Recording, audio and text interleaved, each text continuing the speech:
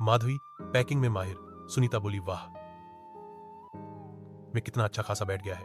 अब तो तुम वाली पुरानी महिलाओं जितना मैगी के पैकेट बनाती हो, सेठ से पैसे बढ़ाने के लिए बोलना। सुनीता की बात को सुनकर माधवी थोड़ा निराश हो जाती है, क्योंकि सेठ मोटाराम उसको मैगी पैकिंग करने के हर 4,000 ही दे रहा था। थोड़े पैसे में भी माधवी पूरी मेहनत से काम कर रही थी, क्योंकि कहीं ना कहीं उसके मन में उम्मीद लगी थी कि सेठ उसका काम देखकर पगार बढ़ा देगा। 8:00 बज गए हैं। पैकिंग करते करते टाइम का पता ही नहीं चलता कि जब 8-9 घंटे गुजर जाते हैं। अभी तो घर जाकर खाना पीना भी बनाना पड़ेगा।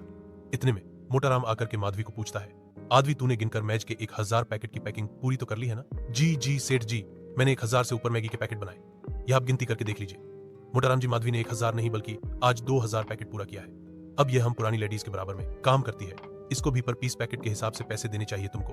अब अरे बढ़ा दूंगा पैसे, मैंने कौन सा मना किया है? दिवाली आने वाली है तब बढ़ा दूंगा। वैसे भी इसे लगे अभी महीने 2 महीने ही हुआ है। माधवी सभी औरतों के साथ फैक्ट्री से घर जाने के लिए बाहर निकलती है, जहां बरसात का तूफानी मौसम हो रखा था। आसमान में छाई घटाएं तेज तेज से गरज रही थी। कितना भयंकर बारिश का मौसम बन रखा है माधवी, तुम कैसे घर जाओगी? तुम्हारे पास तो छाता भी नहीं है और तुम्हारा घर फैक्ट्री से सबसे दूर है।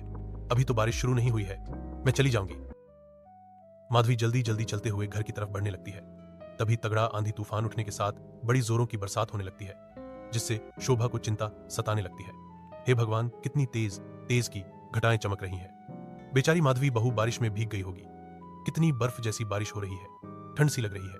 थरथराते हुए थोड़ी देर में माधवी घर पहुंचती है, जहां शोभा अभी तक चौखट ओट पर खड़ी होकर रास्ता देख रही थी। भगवान का लाख लाख शुक्र है, बहू तू आ गई। एक तो इतना खराब बारिश का मौसम है, मुझे तेरी बड़ी चिंता लग रही थी। माँ जी मैं ठीक हूँ, बारिश तेज थी ही, थोड़ा सा भीग गई। बहू तू एकदम तरगीली हो रखी है। 2 महीने की तनख्वाह उठाकर घर में खर्च कर दिया, पर अपने लिए एक छाता नहीं खरीदा। तूने बरसात का मौसम है, तुझको रोज बाहर काम पर आना जाना करना है। माँ जी आपको तो पता है, पिछले महीने यह काम पर बड़ी मुश्किल से 10-15 दिन ही गए थे। सेठ ने उनकी 15 दिन की पगार काट ली थी। उनके पैसे से कमरे का किराया दे दिया और मुझको जो फैक्ट्री से 4,000 मिले थे उसका राशन पानी डलवा दिया। सबका पेट भरवाना छाता खरीदने से ज्यादा जरूरी था। और वैसे भी अब तो थोड़े दिन की बरसात रह गई है। बाबू अभी अभी तो बरसातें लगी है, अभी तो पूरे 2 महीना बारिश रहेगी। तू सबके बारे में सोचती है, सबकी छोटी छोटी जरूरत को पूरा करती है, लेकिन अपने ऊपर हर एक भी खर्च नहीं करती है। इस घर की बहू होकर तू मनोहर के बराबर इस घर को चला रही है। तभी मनोहर भी बारिश में गीला होकर घर चला आता है। उसके हाथों में थैली होती है जिसके अंदर चाउमीन बंधी होती है। माँ माधवी, आप दोनों बाहर क्या कर रही हो? चलो अंदर। हाँ, आज सेठ ने लास्ट में बची थोड़ी चाउमीन पैक करके दे दी तो घर ले आया। तीनों मकान के अंदर आते हैं। कुछ देर में माधवी प्लेट में चाउमीन डालकर लेकर आती है। तभी चिंटू जीभ चटपटाते हुए, आ हा हा मम्मी, ये चाउमीन देखने में कितनी चटपटी सी लग रही है और कितनी मस्त वाली खुशबू आ रही है, मैं तो पेट भर कर खाऊंगा। इतना कहते हुए चिंटू कांटे वाले चम्मच से ढेर सारी चाउमीन लपेट कर खाने लगता है, जिसे देखकर मनीषा पूजा मुंह बनाकर, ओए बुक्का लालची, कहीं का सारा चाउमीन तू अकेले मत खा जाना, हम दोनों के खाने के लिए भी छोड़ दे, पापा हमारे लिए ही लेकर आए हैं। मम्मी पापा देखो, ये पूजा दीदी फिर से मुझको भुक्कड़ बोल रही है, क्योंकि तो है भुक्कड़। जब भी मम्मी मैगी बनाती हैं तो ज्यादा तू ही अकेले हड़प जाता है और हम दोनों को थोड़ा मिलता है। अब चीखा इनका। चाउमीन खाने को लेकर तीनों भाई बहन छीनाचपटी करने लगते हैं। मनीषा पूजा जल्दी जल्दी सारा चाउमीन खा जाती हैं, जिसके चलते चिंटू को चाउमीन नहीं मिलता तो रोने लगता है। मम्मी मम्मी पूजा दीदी, मनीषा दीदी ने सारा चाउमीन खाकर खत्म कर दिया, मैंने खाली एक ही चम्मच खाया था, मुझको और खाना है। चिंटू की चाउमीन खाने की जिद पकड़े देख शोभा हरिराम उसे बुलाने लगते हैं। चिंटू बेटा, यह चाउमीन मैगी बच्चों को ज्यादा नहीं खानी चाहिए, इससे पेट में दर्द होता है। अभी मम्मी स्वादिष्ट स्वादिष्ट रोटी सब्जी बनाएगी तो दादी अपने दुलारे पोते को अपने हाथ से खिलाएगी और दादा अपने चिंटू को गोदी में बिठाएंगे। अरे नहीं, मुझको नहीं खाना रोटी सब्जी, वो मुझको चटपटा नहीं लगता है। मुझको मम्मी के हाथ की चटपटी वाली मैगी खानी है। माधवी भाभी ऐसे नहीं मानने वाला, अब तो आपके हाथों की चटपटी मैगी खाकर मानेगा। शीतल ऐसा करो, लाला के यहां से एक पैकेट मैगी ले आओ, हिसाब में लिखवा देना। मैगी का पैकेट लेने के लिए शीतल लाला की दुकान पर आती है। हल्की हल्की बारिश अभी भी बरसना जारी थी, जहां शीतल देखती है कि बनिया की दुकान के बगल में फिंगर चाउमीन मोमोज बेचने वाला रेडी लगाकर खड़ा था और बारिश में उसकी खूब अच्छी बिक्री हो रही थी। यह लीजिए बहन जी, आपका हर सी का फुल चाउमीन पैक कर दिया है, बाकी यह फ्राई मोमोज खाने हैं या पैक करने हैं यह बता दो। भैया मोमोज तो खाने हैं, फटाफट से लगा दो और मीठी वाली मेयोनीज मत डालना, तीखा स्पाइसी बनाना। ठेले वाला लड़की की फरमाइश के हिसाब से गर्मागर्म मोमोज पर अलग से पैकेट में से मिर्च पाउडर बुरक देता है और डोंग में तीखी चटनी डालकर खाने के लिए देता है। हम आपके मोमोज बहुत टेस्टी और तीखे हैं खाने में। उस लड़की के अलावा ठेले पर और भी लोग भीड़ जमा कर खा रहे होते हैं, जिसे देख शीतल इस मोमोज फिंगर वाले का ठेला कितना अच्छा खासा जम गया है। बारिश के मौसम में ऐसे ही चटपटी चीज भी तो लोग खूब ज्यादा खाना पसंद करते हैं। शीतल कुछ देर में मैगी का पैकेट खरीद कर घर ले आती है। शीतल मैगी के पैकेट लाने में इतनी देर कैसे लग गई? दुकान पर भीड़ थी क्या? भाभी, लाला के यहाँ तो भीड़ नहीं थी, लेकिन लाला के बगल में एक नए नए ठेले वाले ने खोला है और उसके चाउमीन मोमोज बड़े बिक रहे हैं। एक बार में 15-20 लोग खड़े होकर खा रहे थे। खूब अच्छी कमाई हो रही है उसकी तो। भाभी, मैं तो कहती हूँ आप इस मैगी की फैक्ट्री में क्या 34 पर काम कर रहे हो? इससे अच्छा आप भी मैगी बनाकर बेचो। आप तो इतना चटपटा मैगी बनाती हो। क्योंकि शीतल के हाथों में चटपटा स्वादिष्ट मैगी बनाने का गुण कूट कूट कर भरा था। शीतल उसे मैगी बनाकर बेचने के लिए कहती है, लेकिन गुजरते टाइम में बहुत ही ज्यादा गरीबी और दुख दर्द था। जब पूरे परिवार को एक टाइम का खाना खाकर पेट काट कर रहना पड़ा था, तब मजबूर होकर माधवी ने बनाने की फैक्ट्री में नौकरी ले ली, जिससे 3 या 4 हजार का सहारा आने से आज जाकर परिवार 2 टाइम की दाल रोटी ढंग से खा पा रहा था।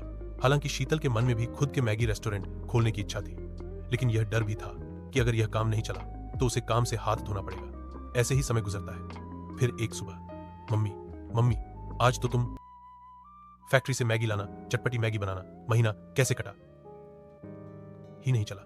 अच्छा, मैं चलती हूँ, शाम को आकर बढ़िया चटपटी मैगी बनाकर खिलाऊंगी। इतना कहकर गरीब बहू घर से निकल जाती है। पूरा आसमान काले मटमैले बादलों से भरा हुआ था। भयंकर बरसात का मौसम बना हुआ था। तभी बिजली कड़कती है। हे भगवान, कितने जोर से बादल कड़क रहे हैं, जैसे रोड पर गिर जाएगी अभी। बस इस बार सेठ मुझको पगार बढ़ा कर दे तो कुछ अच्छा सा बना दूंगी घर पर। फैक्ट्री पहुंचकर गरीब बहू मशीन पर मैगी बनाती है।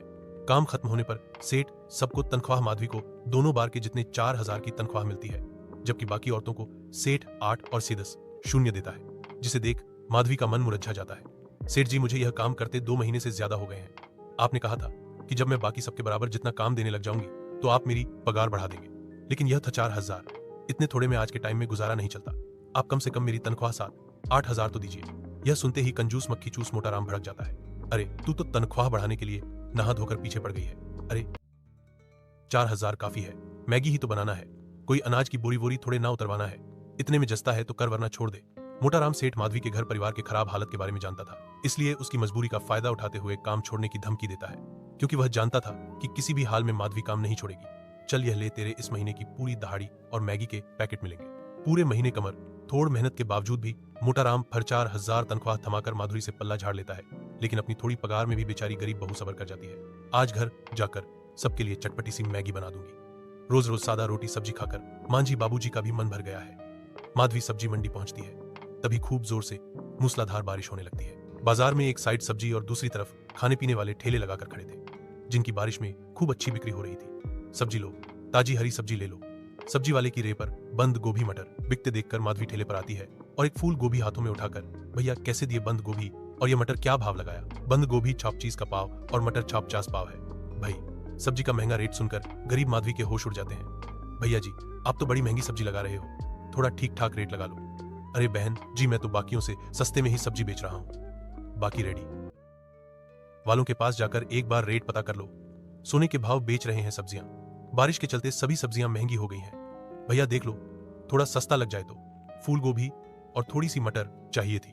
बहन जी, रेट तो कम नहीं होगा, वरना मुझे घंटा खाना पड़ेगा। मुझको भी अपना बाल परिवार का पेट पालना है। 2 पैसे कमाऊंगा नहीं तो कैसे उन लोगों को खिलाऊंगा? निराश होकर बहू बाजार में थोड़ा आगे बढ़ जाती है, जहां एक बुजुर्ग औरत जमीन पर बोरी पर बैठी सर पर पन्नी लगाकर सब्जी बेच रही थी। उसकी सब्जियां थोड़ी मुरझाई हुई थी। ले लो बेटी, बंद गोभी, मटर, आलू, प्याज एकदम पत्तेदार बंद गोभी है। बरसात का पानी लग गया है तो थोड़ा सा ऊपर ऊपर का पत्ता पीला पड़ गया है। माधवी मैगी में डालने के लिए एक बंद गोभी चुनकर तराजू में चढ़ाती है। अम्मा, यह एक छोटी फूल गोभी और आधी किलो मटर कर दो। 2-4 हरी मिर्च भी डाल देना।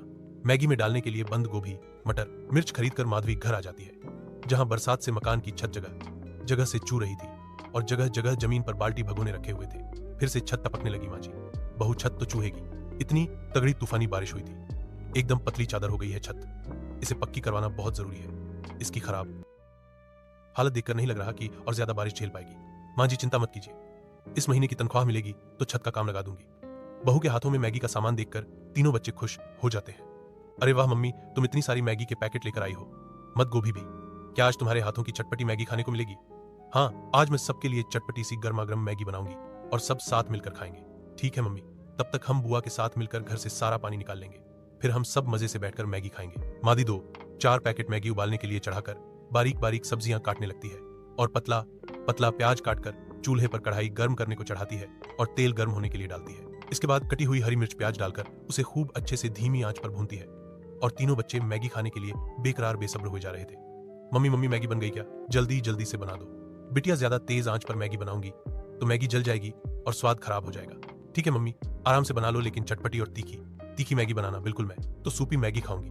मम्मी मैं भी जुप्पी वाली मैगी खाऊंगा। हाँ तुम दोनों भाई बहन सूपी मैगी खाओगे। मम्मी जी पापा जी आप दोनों कैसी मैगी खाएंगे, पानी वाला या सूखा? तभी ससुर जीभ छटपटाते हुए, बहू मुझको तो सूखी मैगी निकाल कर दे देना, मुझको तो वही पसंद है। बहू सबकी फरमाइश का अलग अलग चटपटा मैगी बनाकर गर्मा गर्म खाने को परोसती है। मैगी में से बहुत ही दमदार चटपटी खुशबू सबकी नाक में पड़ती है। ओ बेटे मौज कर दी, कितनी यम्मी टेस्टी टेस्टी मस्त वाली खुशबू आ रही है मैगी में से। आज तो मैं जमकर चटपटी मैगी खाऊंगा। चिंटू चल, तीनों रेस लगाकर अपनी अपनी मैगी खाते हैं। जो जितनी मैगी जल्दी खत्म करेगा दूसरा अपनी मैगी में से उसको खिलाएगा। चलो खाते हैं। तीनों बच्चे सुरसुर करके मैगी अपनी अपनी मैगी में से खाने लगते हैं। वहीं सासुर भी बहू के हाथों की चटपटी मैगी चक्कर भर भर के तारीफ करते हैं। सच में बहू, तेरे हाथों की चटपटी मैगी का जवाब नहीं। जो एक बार खा ले स्वाद उसके मुंह से नहीं छूटेगा। सच में बहू, तू पता नहीं मैगी कैसे उबाल कर बनाती है कि तेरा बनाया वो मैगी बिल्कुल भी चिपकता नहीं है, एकदम चावल की तरह छोटे छोटे बनते हैं। मैं और शीतल जब भी मैगी बनाते हैं तो गीले गीले चिपके बनते हैं। माधवी भाभी अपनी चटपटी मैगी बनाने की रेसिपी मुझे भी सिखा दो। आपके बदले में मैं ही मैगी का स्टॉल लगा लूंगी।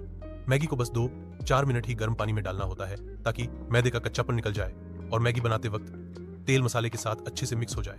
तब मैगी एकदम चटपटा और खिला खिला बनता है। तो यह है आपकी चटपटी टेस्टी मैगी का राज। भाभी हमने तो मैगी खा लिया, अब आप भी जल्दी से खा लो नहीं तो ठंडी हो जाएगी। माधवी दरवाजे की तरफ देखती हुई बोलती है, शीतल तुम्हारे भैया आ जाए फिर हम दोनों साथ में ही खा लेंगे। तभी दोनों हाथ पर बैंडेज पट्टी लगे कि कुछ लोग मनोहर को मकान के अंदर छोड़ जाते हैं, जो कि उसके साथ रेस्टोर में काम करने वाले थे। मनोहर की ऐसी हालत सबकी आंखें नम हो जाती हैं। मनोहर बेटा, ये तेरे दोनों हाथों पर बैंडेज क्यों बंधवाए? कहां से चोट लगवा ली तूने इतनी? मां, रेस्टोरेंट में आज बारिश के चक्कर में काफी भीड़ थी, कढ़ाई में चाउमीन बना रहा था, तभी एकदम से कढ़ाई फिसल गई और गर्म तेल दोनों हाथों पर गिर गया। मनोहर के साथ घटे हादसे में उसके दोनों हाथ इतनी बुरी तरह से जल चुके थे कि उसकी हिम्मत टूट चुकी थी और वह फूट फूट कर रो पड़ता है। मेरे दोनों हाथ जल गए, मेरे दोनों हाथ जलाकर तूने मेरे परिवार के पेट पर लात मारी है ऊपर वाले।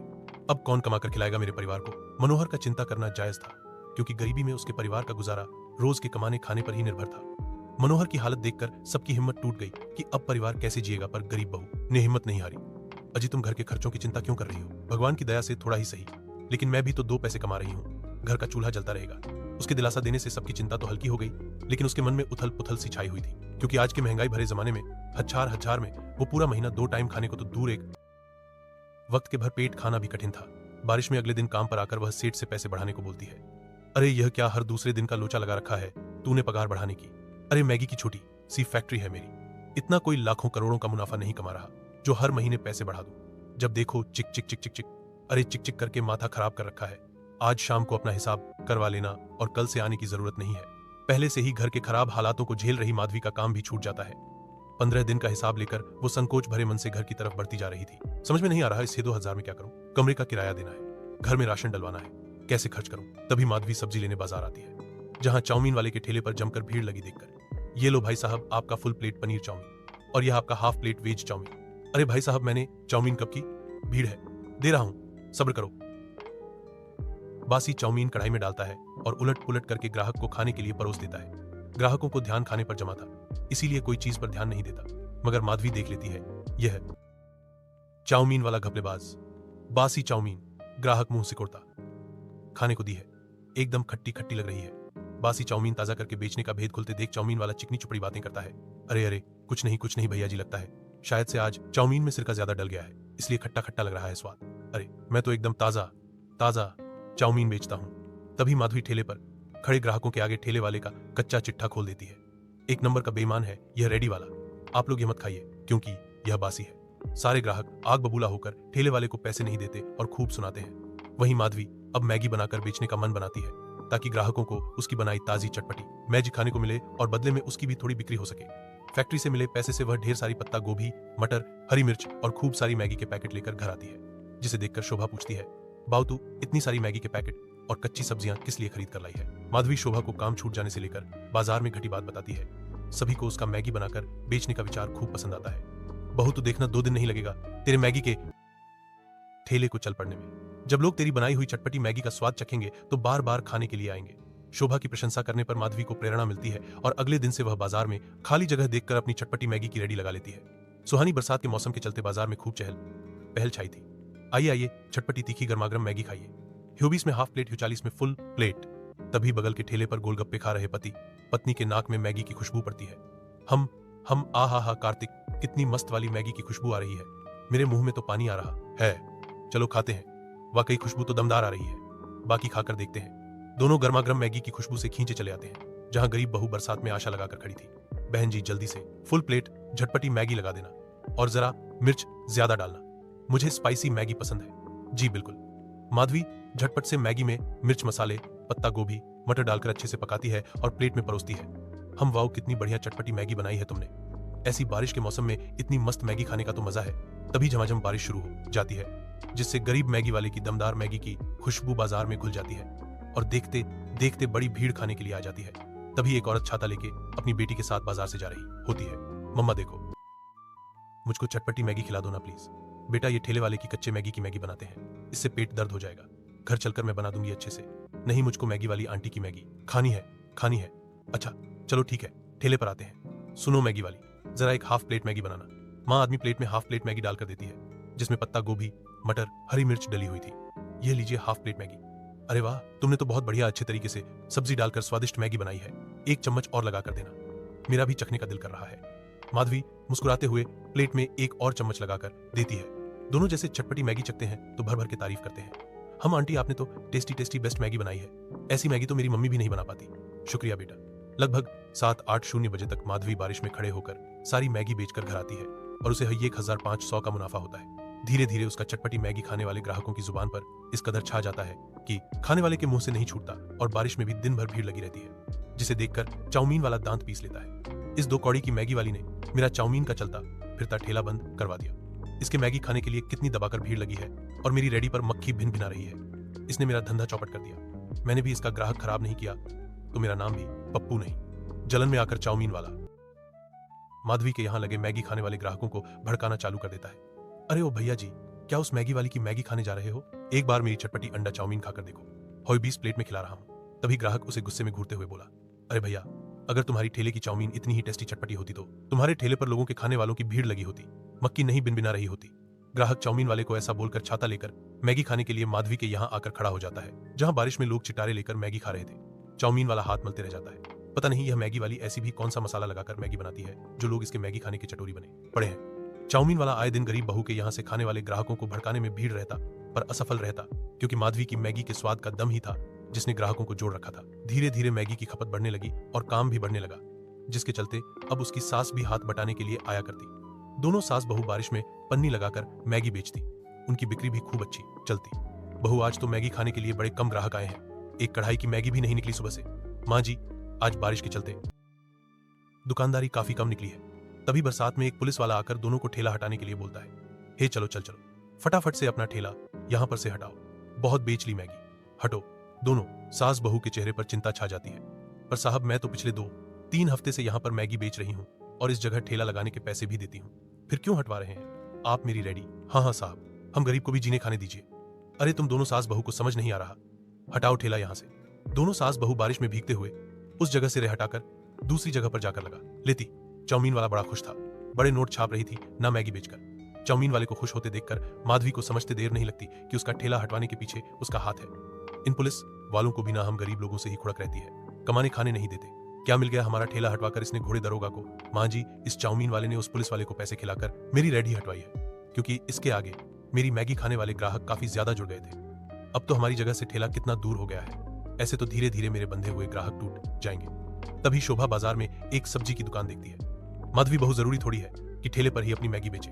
माँ जी, अगर मैं मैगी की रेडी लगाना छोड़ दूंगी तो घर की रोजी रोटी कैसे चलेगी? अभी वह भी काम नहीं कर सकते। बहू, मैं तुझे मैगी बेचने के लिए मना नहीं कर रही, रे पर मैग बेचने से अच्छा किराए पर एक दुकान ले लेते हैं। वैसे भी तेरे ग्राहक ज्यादा लग गए हैं, इस बरसात में बिक्री भी खराब नहीं होगी और मैगी के साथ हम चाय भी रखेंगे और मैगी बेचकर रोज का जितना मुनाफा होगा हम साथ के साथ हर रोज दुकान का किराया निकाल देंगे।